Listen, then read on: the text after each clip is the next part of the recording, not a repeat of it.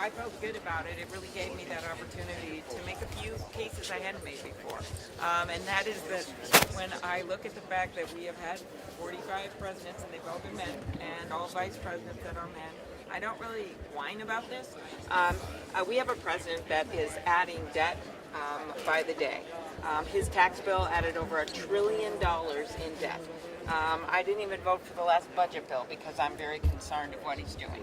And he doesn't seem to care about it. And when you look at his business record, I think you understand. He bankrupted casinos. He has had huge problems. Maybe once we see his tax returns, we'll know more. But I don't think he should be doing that with the American people and treating them like poker chips in one of his bankrupt casinos. I don't think we're going to be able to resolve this for a while. It's my friend Angus King that once said it takes you decades to walk into that woods. It's going to take you decades to get out. But at least we have to start talking about it. And that's why every plan that I've proposed, I've showed how I'm going to pay for it, and in ways that I think are things that we can get done and pass.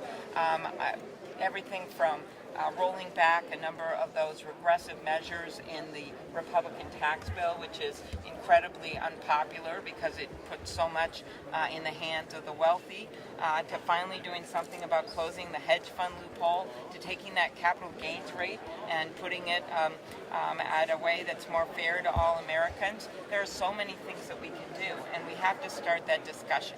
And I feel like we just basically scratched the surface because we talked about so many different things in this debate. I've never had a more human experience in this debate where I'm like, I want to answer this question, I want to answer that. And so that was part of it. And then I also had the experience where I really wanted to have a bigger discussion about the free college for all. That's why I said it was, my focus is on bringing down the cost of college, but really matching the jobs that we have out there and we know we're going to have out there with our education system. So what does that mean to me? 1- and 2-year degrees free. I mean, we don't have a shortage of CEOs, or we don't have a shortage of MBAs. We have a shortage of plumbers. And so looking at that and then doubling the Pell Grants makes much more sense than using taxpayer money to send rich kids to college. Do you think having 4 women as moderators tonight? They just know the questions that'll suck me in. What? Do you think having 4 women as moderators tonight changed that? And you said you felt more comfortable. Well, you know, for me, it actually did allow me to make that point that I wanted to make. I have never run my races, including my winning races for U.S. Senate 3 times, where I have won every single congressional district, red, purple, and bright blue, including Michelle Bachmann's. I've actually never made the case, oh, send me because I'm a woman. And I won't make that case for running for president. I run on my own merit.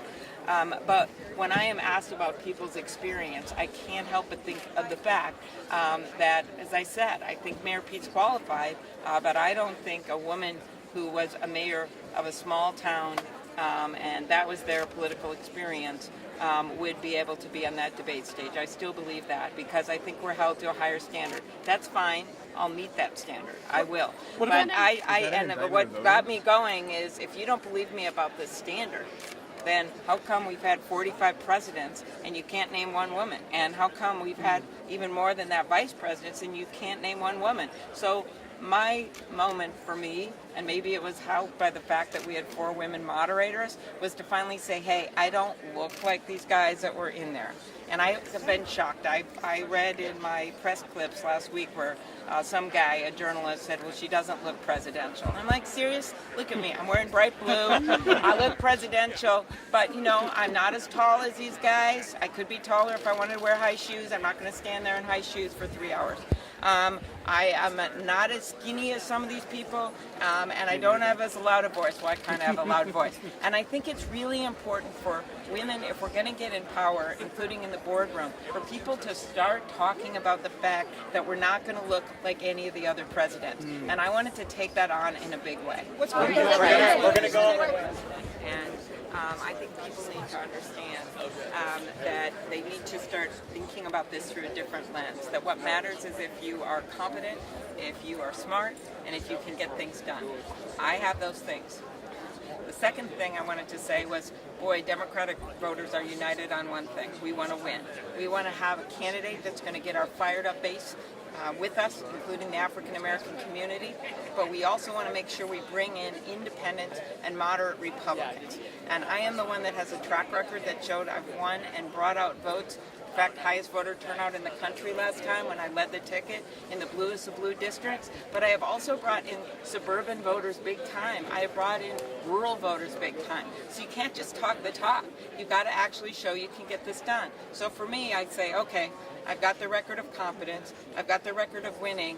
So I wanted to make the case. I know I don't look like all the other presidents we've had. And I think we need to make that case for women in power, whether it is in business, whether it is in government, or whether it is on the evening news. We're going to let security clearance over there.